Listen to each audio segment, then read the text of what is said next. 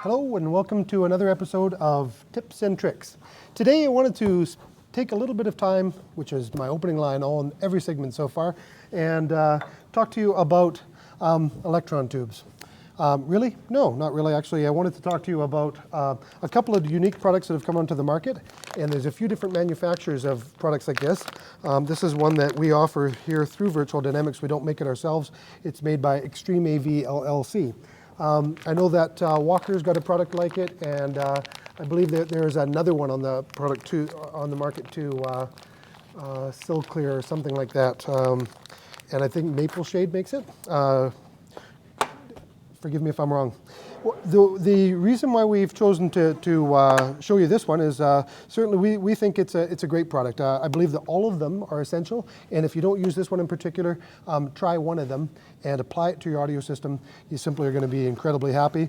The bang for the buck with a product like this is almost like nothing else that you can get, because what it does is it addresses one of the greatest sources of vibration, which is based on micromechanical resonances. And if you watch one of our other segments, we were talking about connectors and how when connectors fit together, they fit together on a mechanical joint.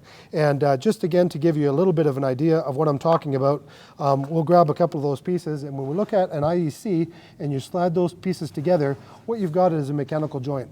And as you start to run electricity through there, there's going to be a certain amount of vibration that starts to happen based on the electricity trying to jump from one point to another. Because although it seems like it's got a great connection to us, it's actually a very poor electrical connection, because it's only based on the mechanical pressure of one pin or sleeve pressing up against the other. So what I'd like to show you is a solution to be able to fix that problem. And this is a big problem, a lot bigger problem than I initially had realized. I know that even just cleaning a connector can make quite a bit of difference, and you've probably heard that in the past before. And if you look into these boxes, you're going to see that it comes with a few different things to be able to prep an already dirty connector. There's some deoxit. And believe it or not, when you get brand new conductors from the store, like copper, for example, this is a new piece of copper that I just cut off a conductor in the back, but it's already got some oxidization on it, just simply because it's been exposed to air. And so it's a great idea to start off with the deoxit and clean it. And these little Q-tips actually do work fantastically for reaching right inside things like RCAs and being able to get them cleaned out. Whether it be female or male, no problem there. They'll reach in and get all that cleaned up for you. So you should clean all the connectors first, and that's the first job of it. Some people like to use a little bit of alcohol after using the deoxit. Brian over from Extreme AV LLC says that's not real important. You can go ahead and just use the next product right after that. So here's the actual product that we're looking at. Now I can't tell which one's gold and which one's silver, so never do what I just did. And I'm going to open one of these up here. And I'm assuming that I've got the silver because it was on that side. And it's the cheaper of the two. It's about $79 or $69, something in there. Forgive me for not knowing, but that wasn't my point, was to sell it. It was just to tell you about it. And this here is the gold version, and it's somewhere around about $129. I do think this is worth the extra money, but if you're going to have to save up for it, just don't worry about it. Just get this one, get it on right away. You're going to be amazed at the results with it. When you see that we start to mix it, you can see that a lot of the particles sit down in the bottom. That's actually a silver paste. And the liquid part is a polymer, and it's a cross-linking polymer. And I just want to explain for a couple of seconds what a cross-linking polymer is actually all about and why this product is so inventive. A cross-linking polymer basically is a polymer, and polymer is the name for a long plastic molecule, and Teflon, for example, is a type of polymer.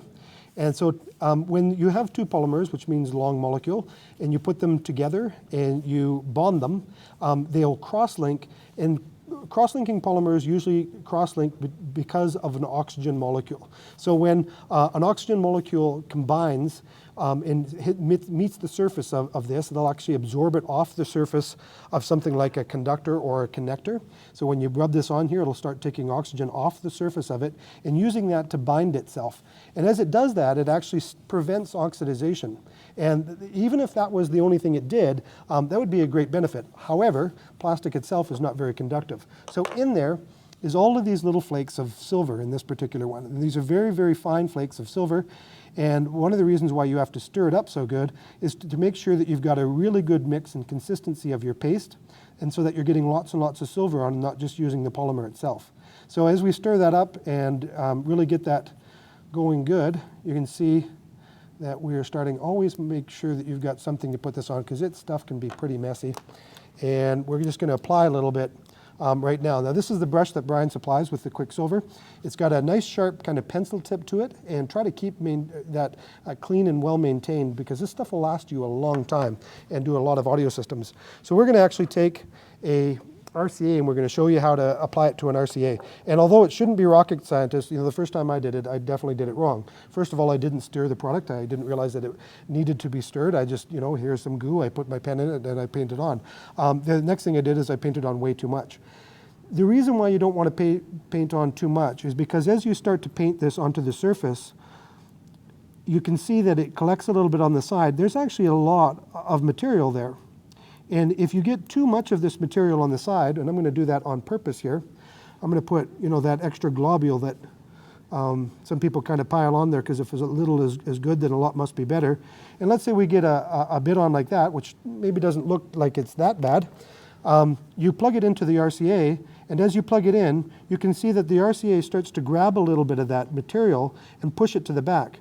Now on the back of this, you can see that this RCA actually has, at the back of it, a stopper, a ring on the inside, and so as you push it back, it can actually grab some of that material and push it back to the point that it's actually arcing across, and you can see right here that it actually did that. I don't know how well the camera is going to pick it up, but we've got actually what would be the equivalent of a dead short here right now. And that's been created because we put too much product on. So that's where our little guys right here come in just perfectly handy. And you open up your package of cleaners and you wipe off your excess. If you were to do this, it wouldn't, in most cases, harm your audio system at all. It would just cause your channel on one side to be much more muted than the other, or your sound stage to pull far left or far right. And if you've done that after applying this, you'll know that was the problem. You got to get it completely off. So in this case, I do recommend that you'd use some alcohol to clean it off too. So once you've got it all cleaned off and the whole thing is looking nice again, make sure that you clean off the inside of this portion too, which is a little bit harder to get at. That's why you want to do it right in the first place, and the reason why I decided to show you this. So I've wiped most of it off now. I've got a nice clean, clear coat, and with a nice clear coat, you only have to go down about 1/3 of the way, and then you push that in with just a thin coat, and it makes a good connection. When you pull it out, you can see there's just a little bit of a tiny rim around there, not enough to cause any problems, but enough to make a great connection or a great joint. And so it's an alternative to being able to solder stuff together. And when it comes to being able to lower the noise of an audio system, it's really quite amazing. Where I found it probably the most amazing was on the pins of electron tubes. And now a lot of amplifier manufacturers will recommend that you do not do this. And the reason being is because they don't want to have to worry about the possibility of getting this stuff falling inside the amplifier and causing shorts. So anyways, if you have any questions about the Quicksilver, please contact Brian over at Extreme AV LLC, or us right here at Virtual Dynamics. We'd be happy to help. Thank you. I'm Rick Schultz.